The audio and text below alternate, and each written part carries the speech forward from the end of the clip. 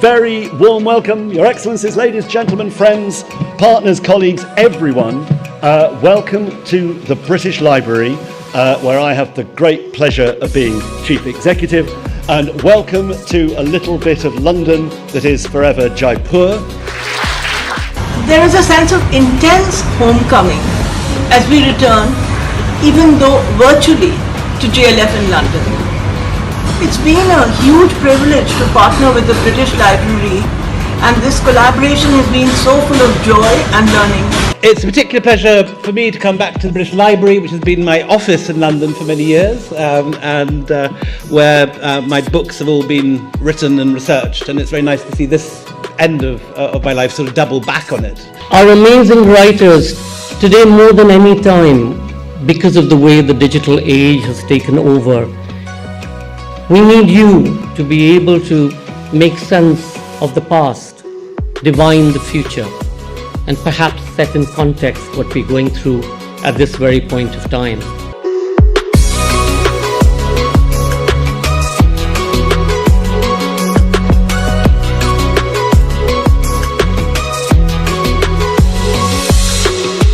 This is the first time I've been to it in London. I've been to the one in Rajasthan before, and it's fantastic. It's got a different vibe here, but it's equally wonderful here.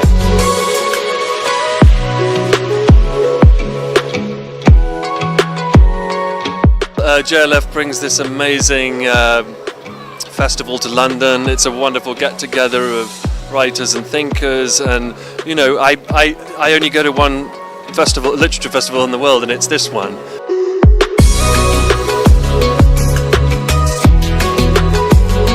The people who've been here, both bookshop customers, the authors and the organisers, have been an absolute delight to work with. I can honestly say as well that this is the best dressed, most elegantly dressed crowd at any literary festival I've ever seen anywhere.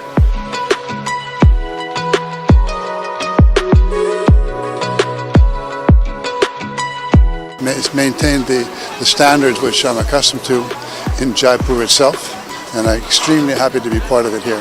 I love this festival. I think it's a privilege for me. JLF deserves enormous congratulations for the way that it puts its program together here.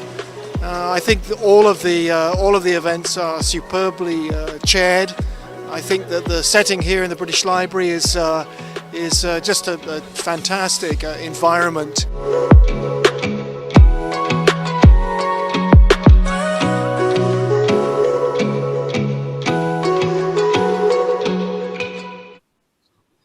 Team Vikas and British Library welcome you all to JLF London 2020, presented in partnership with the Aga Khan Foundation UK and our patron, the Murthy Family Foundation. Our magazine partner for this series is The Week, Journalism with a Human Touch. Our next session is The Dharma of the Storyteller, Reflections on the Writing Life. Amish Tripathi, Vikas Swarup, and Shrabani Basu in conversation.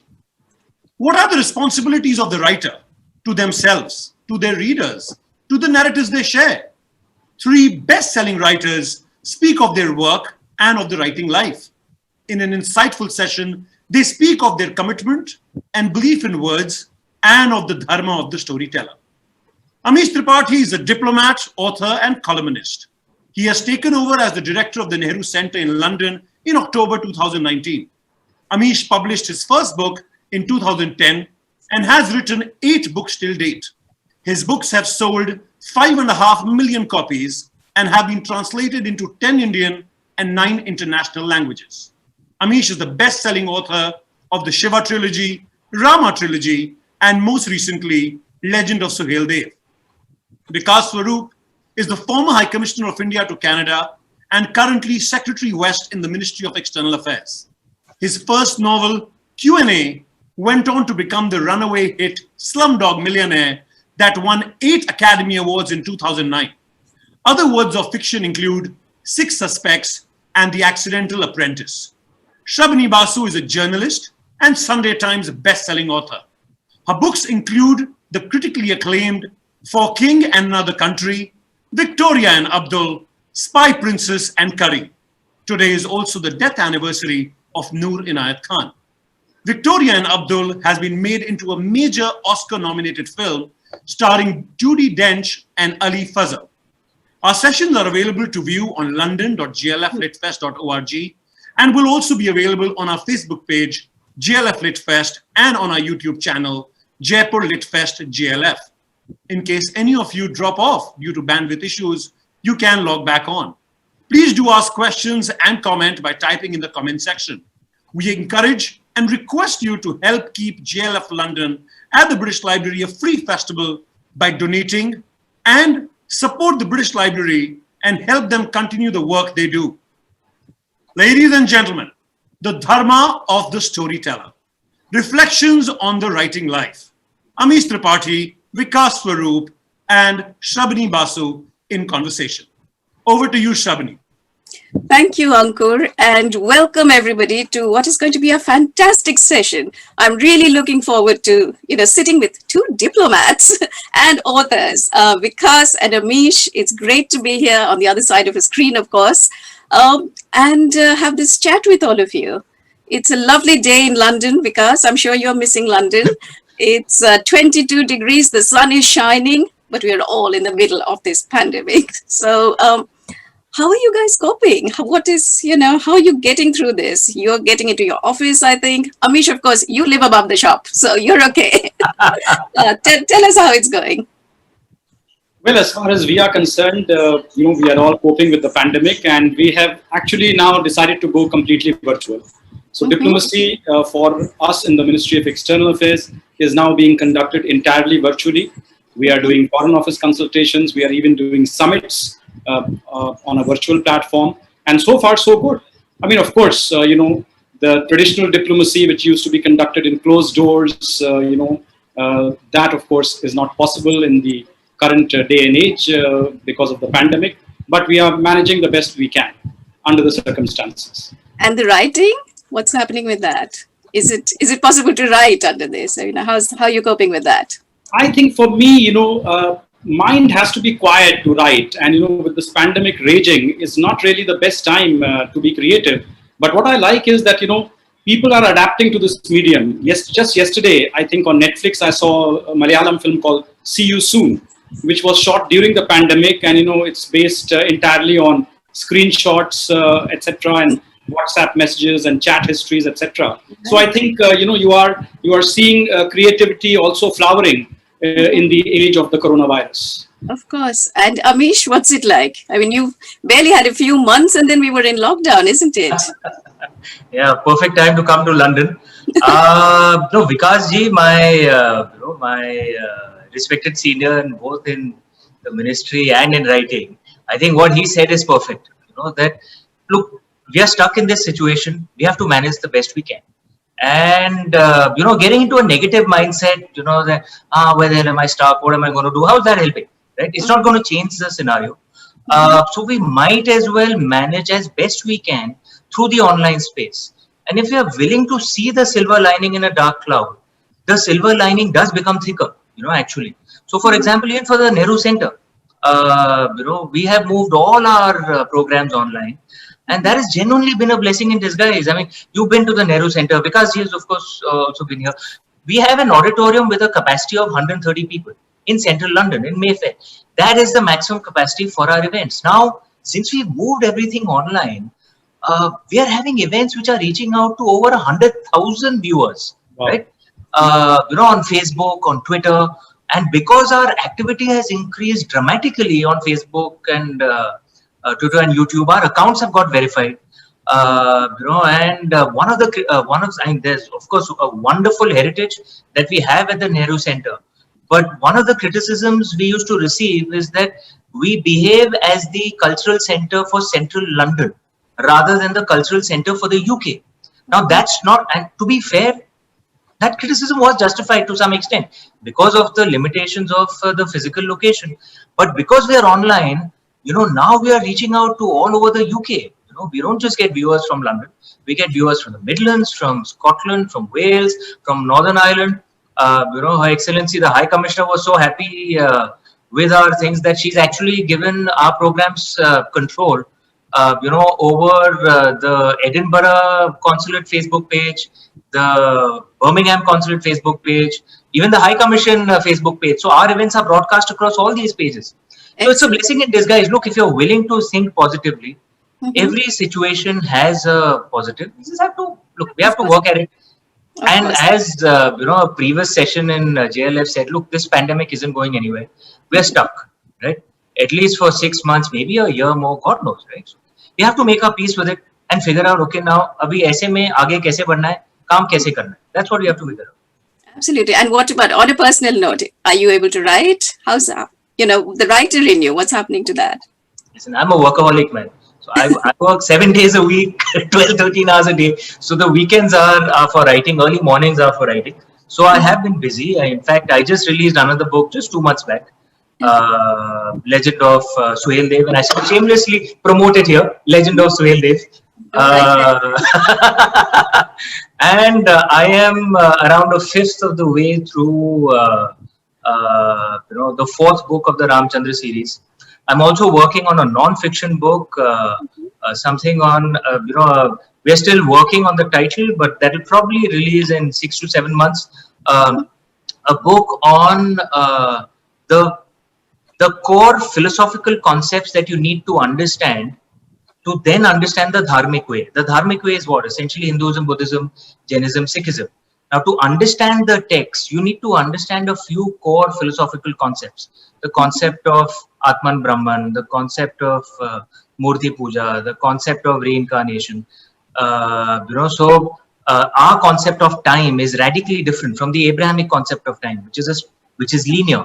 Ours is, from a human perspective, it's circular. From a divine perspective, it's far more complex. If you see the Bhagavad Puran, the way it's explained there. So what one is working on is how does one explain the core philosophical concepts of the Dharmic way in a simple way, without too much Sanskrit, without scaring people, and then armed with those core philosophical concepts, hopefully you can go deeper into our wonderful texts and learn the Dharmic way better.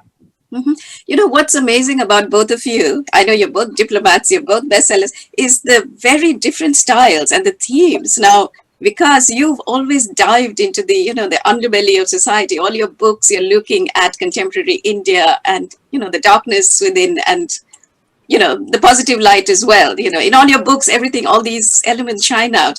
And for you, Amish, of course, it's, as you say, the Dharmic way and, various mythologies combined.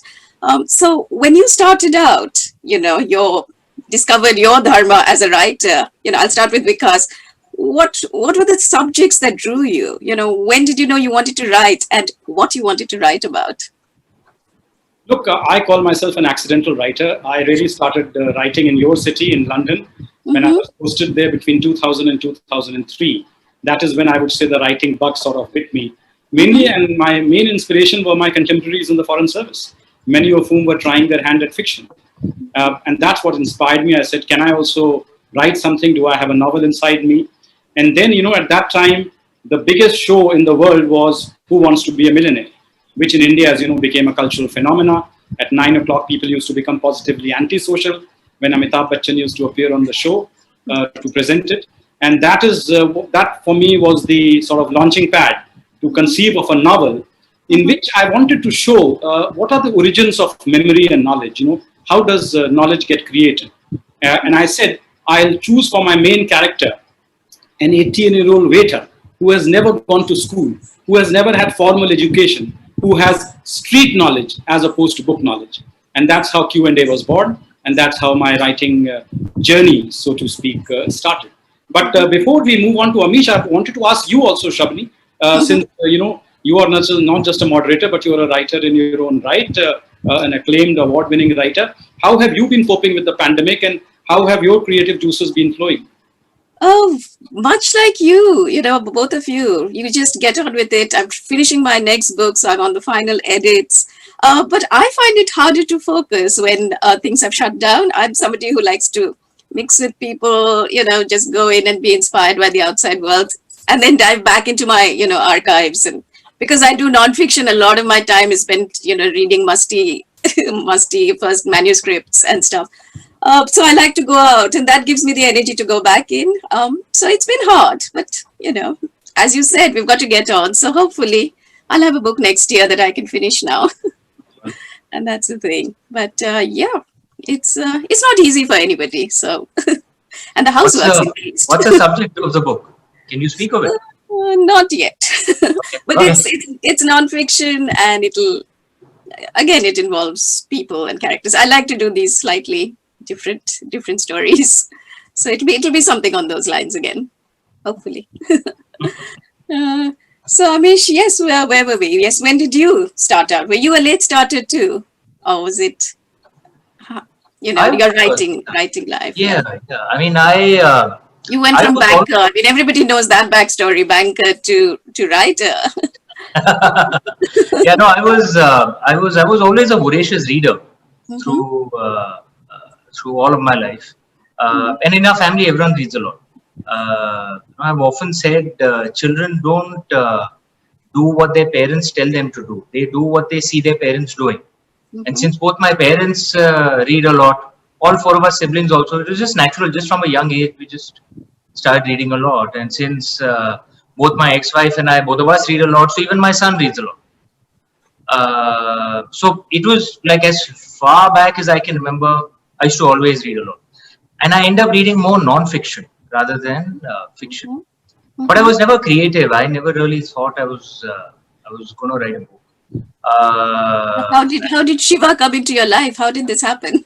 He blesses those of us who need him most, right? So the most useless of us, the most, left-brain, boring banker types, we need him to make our life a little less boring, I guess. But I grew up in a deeply Shaivite family, so we're a very religious family. So I grew up with all our traditions, all our, and most of what I know of our scriptures, of our traditions, of our knowledge, of our ancient knowledge is learned from my family. And I turned into an atheist for some time in college, and actually through much of my initial writing career. And the process of writing my first book, Immortals of Meluha, actually kind of brought me back to faith. And the Immortals of Meluha is the first piece of fiction I had ever written in my life. I'd written nothing before that. I never even wanted to be a writer, to be honest. I can't say that I was deeply excited about my banking job, but it wasn't a dishonorable job. It paid well. I could meet my responsibilities, so I was satisfied. It's not that I wanted to run away from there. So it was more the pull of writing which pulled me away rather than a push factor as such. And that's why I resigned only after my second book. Right. And did you sort of foresee a series, or did that just happen organically? In my mind, the Shiva trilogy wasn't a series. It was just a very, very long story, which was just divided into 3 books for convenience, right? And you can't release a 1500-page book. That's a human rights violation. So it was just broken into 3 for convenience. That's the way it actually came in my mind. And so therefore, even before releasing the first book, by that time I already knew this would probably be a 3-book series, and I'd announced it as a trilogy even before the release of the first book. Right. Not that anyone cared for my announcement at that time. I mean, it was a self-published book, but I had announced it as a trilogy. Of course, which brings me to getting the business of getting published, because I'll go back to Vikas. I'm going to bounce between both of you. How was it? Your first book written in London, was it difficult getting it published? A story set it, entirely in India, of course. And, what was that like, finding an agent, getting a publisher? And then we moved to Amish and his way of handling this.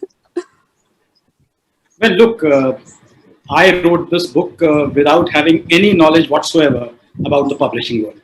And the way I decided to go about it is, I said, let me write 4.5 chapters, because I was very strategic about it. I said, I'm not going to write a whole novel. It doesn't get published. What's the point? It's a waste of effort.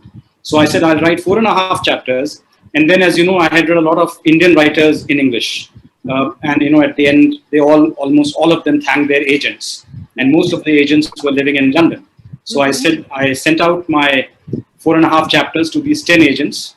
And I said, I've written this novel. These are the 4.5 chapters. I had not written the novel, of course, but I pretended as if I had written the novel. And these are 2.5 chapters rather. And please see if you are interested. And, this happened. By the way, I wrote this entire novel in just 2 months. So after 1 month, I had done 4.5 chapters, and I sent it out to these 10 agents. And I didn't hear back from any one of them because obviously all of them have slush piles, half a kilometer high. Then one day I was just browsing the internet and I came across a website called everyonewhoseanyone.com. And that was by a failed American author who was so frustrated by the fact that all his books had been rejected that he put his entire correspondence with all the agents and publishers on the web, including their personal emails, phone numbers, etc. Goodness. And then I come across an agent called Peter Buckman. And Peter Buckman was willing to give his advice. And he said, you can send it to me by email or snail mail. Now, remember, this is, I'm talking about 2003. Email was in its infancy. Most agents were not accepting anything except hard copies. So I said, hey, hang on. This is an agent who's willing to accept a submission by email. What have I got to lose? So I sent him 2.5 chapters by email, with the usual form letter, and waited for him. And next day he responded saying, I love it and I want to read more. And I live in Oxford. Can you send me a hard copy? So I mailed him 4.5 chapters. And he loved that as well. And then he says, I'm coming to meet you on Monday. And that is really when I panicked, Shrabani, because till then I had no idea what does an agent look like. What do I talk to him? Do I need a lawyer? Will he get me to sign something? I mean, I had no clue about the publishing world at all. Nobody in my family, had been a writer in that sense. My great-grandfather and my grandfather used to write legal books, but nobody had written fiction. So I called up Patrick French, who at that time was one of the members of the India-UK Roundtable. And since I was the political counselor in London, I used to handle that. And he was the only writer I knew personally, so to speak. So I called up Patrick. I said, Patrick, an agent is coming to meet me. What do I talk to him? What do I do? And he said, golden words of advice. If he asks you for money, do not sign. There are these fly-by-night agents as well who will just dip you out of your money. So anyway, that's how it began. Peter Buckman was the name of this agent. He belonged to an agency called the Ampersand Agency, which I had never heard of. He did not exist, by the way, in the writer's handbook either. And he came and he met me and he said, okay, where's the rest of the book? And I said, sorry, there is no rest, So he says, look, you have to finish this book before I can think of placing it. But he says, I want to sign you up as my author. So, at that point in time, my diplomatic training came in, and we are always told as diplomats, trust but verify. So I said, this guy is a ghost. He does not exist in the writer's handbook. I just met him on the web. Who the hell is he? So I said, if you don't mind, can you tell me who are some of your other authors? He says, oh, you want to check us out? Well, have you heard of Ian Fleming? I said, James Bond, of course. We represent James Bond. I said, oh my God. Then he said, Georgette Hare. Then he said, Eric Ambler. I said, say no more. Where do I sign? So I signed up. And only after the book had been published, he told me I was his first author. Oh. Actually, he was in partnership with another Peter Jansen Smith. And it was Peter Jansen Smith who had Ian Fleming and Georgette Hare and Eric Ambler as his clients. Oh. Peter Buckman was a former publisher himself, and he was just getting into agenting, and I happened to be his first client. So that's how it started. Really? And then, of course, you had this dream, every writer's dream. Your first book becomes a film, and not just any film. It goes on, there it is. You winning the Oscars. And that also was amazing, Shrabani, because I wrote the book in 2003, and it was published in 2005, and the film offer came in 2004, 1 year before the book had even been published. Imagine. So when the call came from me for film 4, I said, how do you even know I've written something? And they said, no, your publisher tipped us off. So, the book had its own destiny, and the film, I think, had its own destiny, and it just all came together. Absolutely. What is it like being on the Oscar stage, Vikasji? Take us through that. That was quite amazing. I was sitting next to, of course, the late Irfan Khan and Anil Kapoor. And, as the evening was progressing, Slumdog was winning more and more awards. And then when the final envelope was opened and Steven Spielberg was on stage and he said the Oscar goes to, he had not even said Slumdog when Anil Kapoor says, yeah! And he starts going onto the stage. So Irfan says, he says, he's going onto the stage, let's also go. So I just followed Irfan and we landed up on the stage and nobody stopped us. I think that's the amazing thing. And later on, following us, everybody else, Frida Pinto came onto the stage and Dev Patel and the kids, the kid actors, they came onto the stage. Lovely Tandon came on, A.R. Rahman came on. I counted in the photograph, there were 25 people on stage. It was the big fat Indian wedding at the Oscars. And we were jumping up and down in our houses. I can tell you that. It was sheer ecstatic, just watching it. And I have the first edition, because Q&A, it's in its previous avatar before it became Young Millionaire. So that's really precious. And Amish, your books are also going to become films. So we're going to watch that. When? Tell us about it. Yeah, and every book has its own fate. So the deals were signed for the Shiva trilogy and Ramchandra series. Money was paid. I get to keep that money, but for some reason the series and the movies didn't get made. The rights are back with me now. So one of the things I've started is actually for Legend of Suheldev. I am actually developing it myself. So I've set up an outfit in Mumbai. My elder brother is joined to run it. We've got a TV executive with some 14-15 years experience who's also joined, and we formed a partnership with another company, and we are developing it ourselves, attaching a director, developing the script. So in a sense, the journey is a bit like the book journey. My book journey was that, no one else backed me. The hell with it, I'll back myself and we'll just start with it. Yeah, and you did so well. So if, morning shows the day, film's going to run and run. I remember when, luckily I had one of my books made into this film, and my first port of call was Vikas. I said, Vikas, this is happening. I need your red carpet advice. I need your advice on everything. Yeah, but I didn't get my 10%, Shrabani. There you go. I owe you. that is to be thing. But tell me, we have to soon get into questions. I want to know from Vikas, actually. We've loved your fiction. I know you probably have many more to come. But will there be a non-fiction coming up at the end? Your days as a diplomat, which we would love to know the stories of, from red carpet to diplomacy. There's so much in there that you could tell us. I would love to see some non-fiction. At the end of the day, in my novels, you have murder and you have mayhem, and in a diplomat's life, you will not have all that stuff. So this is not to rule out a non-fiction book at some point in time. And I think, as you know, on Amazon now, non-fiction sells more than fiction. So people are engaging with the world of non-fiction, and I think the pandemic will only accelerate that trend, because now people are really interested. Climate change, the pandemic, the virus, all these are subjects that, the fate of humankind literally rests on that. So to me, it shows that non-fiction will continue to gain traction. But at the same time, a good story is a good story. And stories have existed from times immemorial, and stories will exist. So right now, what excites me most is the art of the story, telling a story which can, make you believe the unbelievable. And really, it's the most amazing thing in the world, because what does a writer do? He transfers characters that exist in his head into the heads of his readers, and that's the most amazing alchemy in the world. That some Ram Mohammed Thomas, who lived in my head, now started living in the heads of millions of other people, thanks to my books and the film. So is that me, that interests me the most? Yes, sir.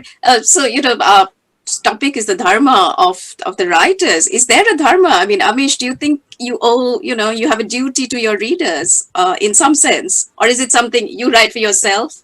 Or do you write for your readers, or a bit of both? Is there a sense of a writer, and not just a writer, any individual, the primary duty is to yourself. And of course, you have a Kul Dharma, you have a Yug Dharma, but your primary Dharma is Swadharma, your own Dharma.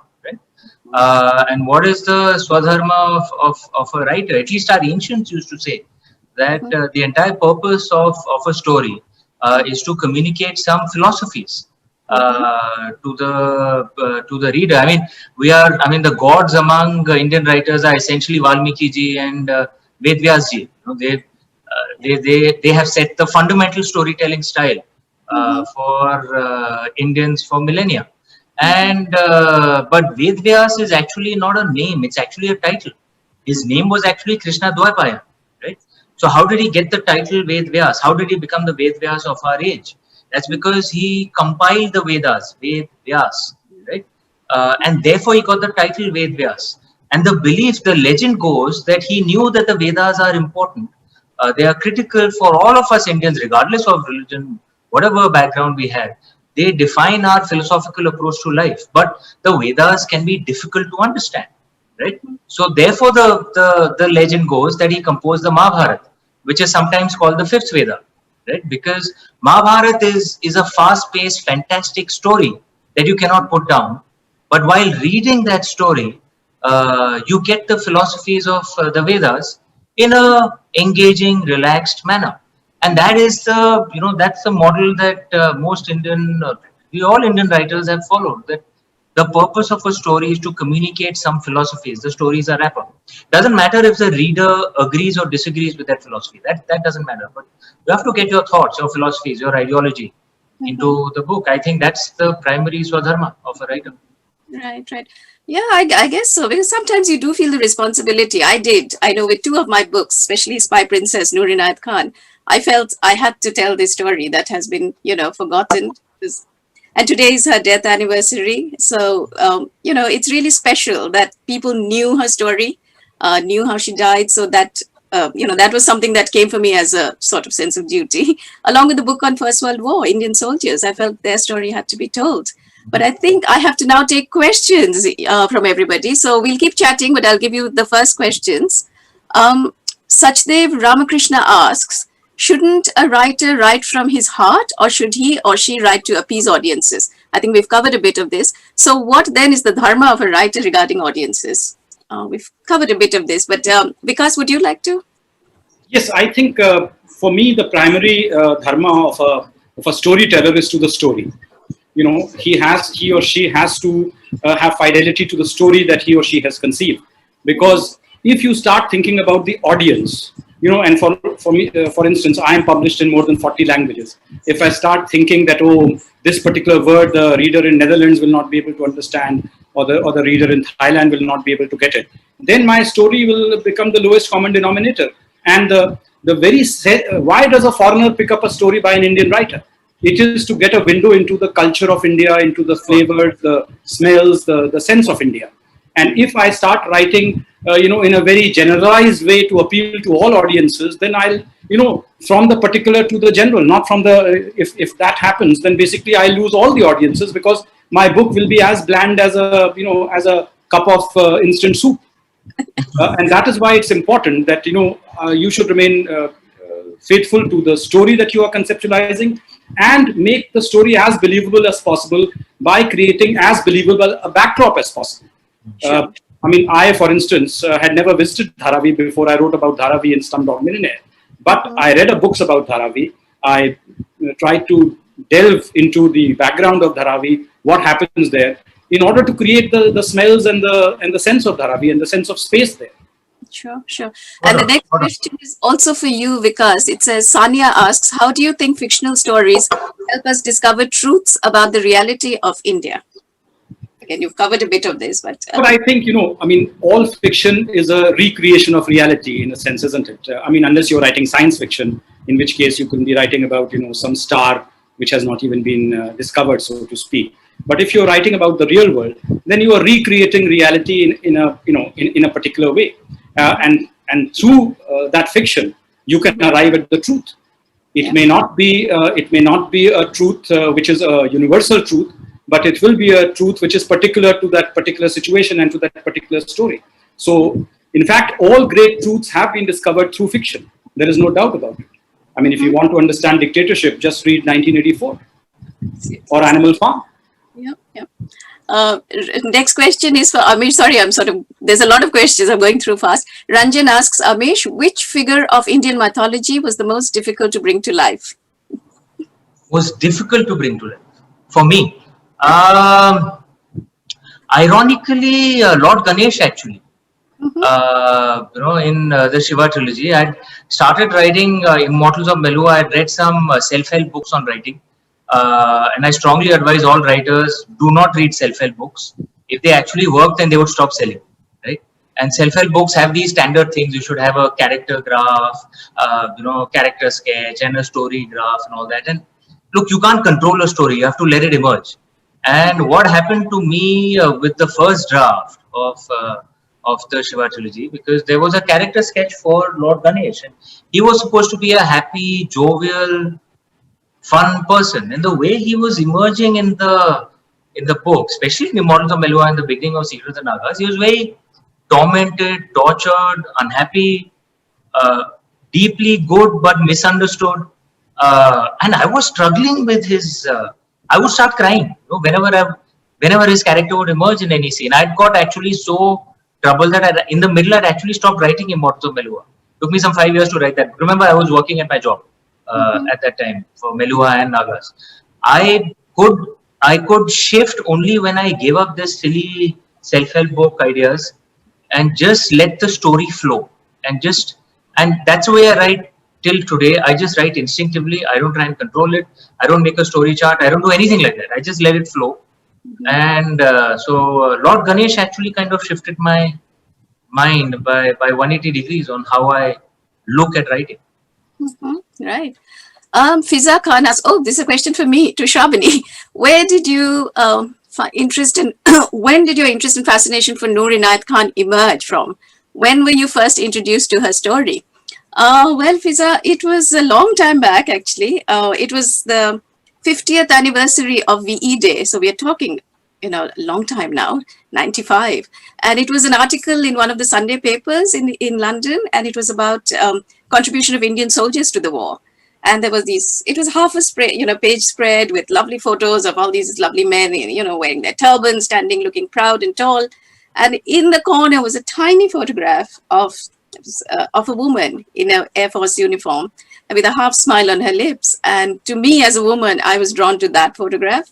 And it just had a little caption saying, Noor Inayat Khan, radio operator, killed in Dhaka. And I was like, my goodness, who was this woman? How did she reach the heart of the war in Europe? What did she do? And that really made me curious. So it was, first it was curiosity, and then it was a long journey. And then finally, the book was published in 2006. I worked on it from 2003, the serious research. And then, of course, I got involved in, keeping her story alive by campaigning for a blue plaque for her and a memorial for her. And, I'm delighted that all this has happened. And we remember her today, of course. So thank you for that question. To Vikas, question, Kostav asks, in your book, 6 Suspects, which of the 6 characters was most difficult to create and to sustain through the story? Do you have a personal favorite among them? Yeah, that's a very interesting question, because that was a very interesting book. It's a book in which there's a murder and 6 people are the 6 suspects, and each of them was completely different, So the most difficult character was obviously the tribal called Eketi, who's from the Andaman Islands. And this is really a tribe which still shoots with bows and arrows. And how do I even start conceptualizing him? When he comes to mainland India, he has never seen a train in his life, for instance. He may have seen planes going overhead on his island, but he has never seen a train. How do I even start getting inside his head? So he was easily the most difficult character for me to visualize, to comprehend, and to develop. But my favorite character obviously was the actress, Shabnam Saxena. Her own backstory is absolutely I really enjoyed developing her backstory. She's a very cerebral type of a person, but she's a sex bomb in Bollywood, and how she navigates the pitfalls of her career, I thought was an interesting concept. And also what was interesting to me was this was the first time I was trying to write in the voice of a woman. As a male writer, to try to do a female character in a female voice is not always the easiest thing. So that was a bit of a challenge, but I'm happy that, eventually that worked out. And just for your information, Kaustubh, 6 Suspects is being made into a web series, which will come on to Disney platform, Disney Hotstar, and a Chinese company is developing a film based on it. Wow, that's amazing. And your latest has also been optioned, isn't it? That's been optioned by the BBC. No, The Accidental Apprentice will probably be made into a film again in India at the moment, and let's see how that develops. Okay, excellent. Okay, next question. We have only 5 minutes to end. To Amish, Nilanjana asks, how do you feel about the representation and depiction of females in Indian mythology and in your work? It depends on which period of time you're referring to. And certainly many of the representations of female characters in Indian Puranic tales and the versions of our Itihasas also in the last 1,000 years have been patriarchal, to be fair. They have not shown, many of them have not shown women with as much respect. But if you go deeper into our ancient past, our ancient versions, they are extremely respectful and liberal towards women. So the Rig Veda has many hymns written by Rishikas, by women rishis. We had the equivalent of, in effect, the equivalent of women prophets and messiahs. Show me other cultures which had that, right? The Chandravanshis, the line of the most powerful line of rulers in India. Lord Krishna was a Chandravanshi. The Pandavas were Chandravanshis. The founder of the Chandravanshi clan was a woman. She later became a man, but she founded the dynasty as a woman. Right? Her name was Ila. That's one of the reasons Lord Krishna is also called Aila, the descendant of Ila. And there are many examples like this. We had queens like Prabhavati Gupta, like Rudrama Devi, who used to rule in their name, not because they were the wives of the king and the king had died. They used to rule in their name. Right? Okay. So we had a very, very different approach to women in our ancient times. That's one of the reasons I say that those who fight for equality between men and women are not being less Indian. In fact, they are being more Indian. But that's what our ancient culture actually shows. Mm-hmm. Right, thanks. Kriti asks, there's a question for me. How involved were you in the process of the filmmaking of Victoria and Abdul? Kriti, well, I was a consultant, so I was quite involved. I went for the shoots, which was great fun, watching Judi Dench perform. And, I was obviously consulted on this by the screenplay writer and by Stephen Frears, the director. So we had a lot of meetings. It was something very exciting because this is the first time a book of mine was being made into a film. And costumes, things like what did prisoners wear in Agra? I had to go running back to the British Library to check because, these things don't emerge in my book, and then I found these photographs of prisoners in Agra and they replicated those. So, it was an amazing journey. And I was quite involved, which is great. Thank you for that. I think we are coming to the end. So, last thoughts from you, advice for readers, quick one from Amish, and then Vikas. No, I think Vikas ji should speak first and then I'll... No, I'm going to follow Amish. Please, Amish, go ahead. पहले आप अपनी गाड़ी निकल जाएगी. We have like about 1 minute before we end. So go on. So just read. Reading is one of the best habits you can have. It is in effect, I'm sitting at your home, you're traveling through space and time. And unlike watching a series or a movie where there is no room for your own imagination. You only watch the director's imagination. The beauty of a book is an author just builds up the scene. You color it in as a reader with your own imagination, right? So that's the beauty of a book. There's truly nothing like it. So read as much as you can. Excellent. Vikas. No, I'll say exactly the same. Read as much as you can. And when you are writing, as I said, do not think about that you're writing for money or for fame or whatever. You should write because you have a story that you want to tell. Because if you don't believe in that story, how will the world believe in that story? So I think that is very important. You must have a story that is dying to come out, and that only you can tell. That's true. Absolutely. I love that turn of phrase, a story that's dying to come out. I think I'm going to use that somewhere. I like it. Copyright Vikas. No, absolutely. Well, thank you all. It's just been fabulous being here. And thank you for coming, joining me from different parts. Thank you, Vikas. Hope to see you in London soon, and Amish, once, our rules of 6 are bent over here. And over to Ankur now to end this. And thank you all for watching as well. Thank you. Thank you so much, Shrabani, Amish Tripathi, and Vikas Swarup for being part of JLF London. And let's hope and fingers crossed that we manage to host you in person in London in 2021. Thank you so much for taking the time out and for being part of JLF London. And thank you all for watching and being such a great audience.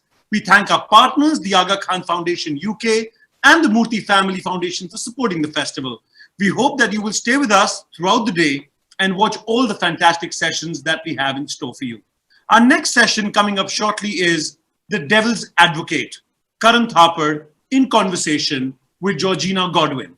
We now present a reading from the Jaipur Writer Shorts featuring Marianne Tuckman from the Swansea University.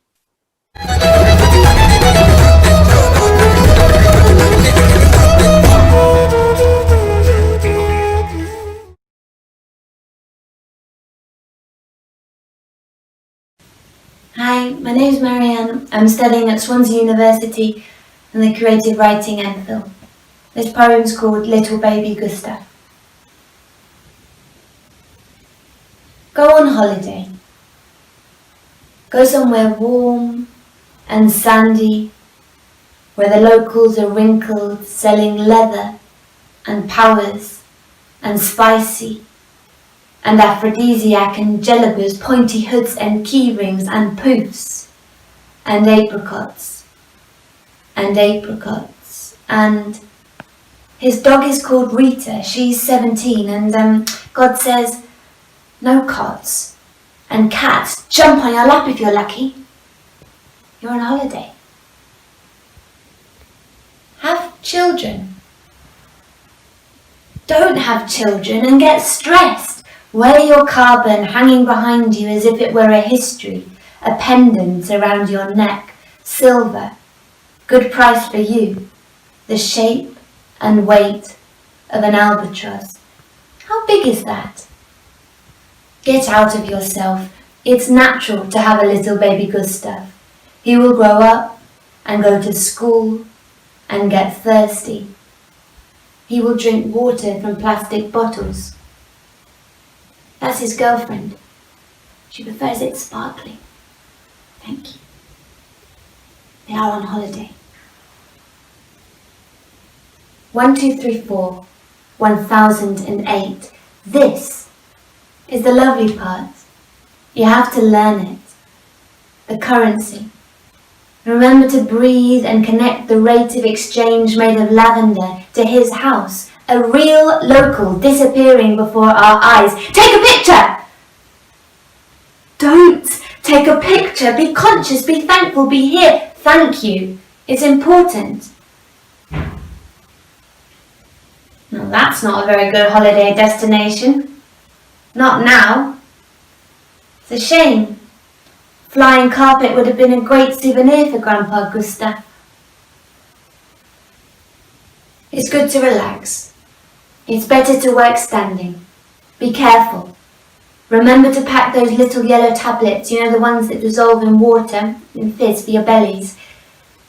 Your bellies are not really accustomed to such modesty. It's good to be open but in private in this climate. You can buy such bags, but remember to haggle. You are a stupid tourist, but not that stupid.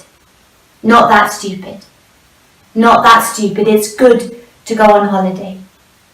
It's good to relax. But not in August, God no. That would be dreadful.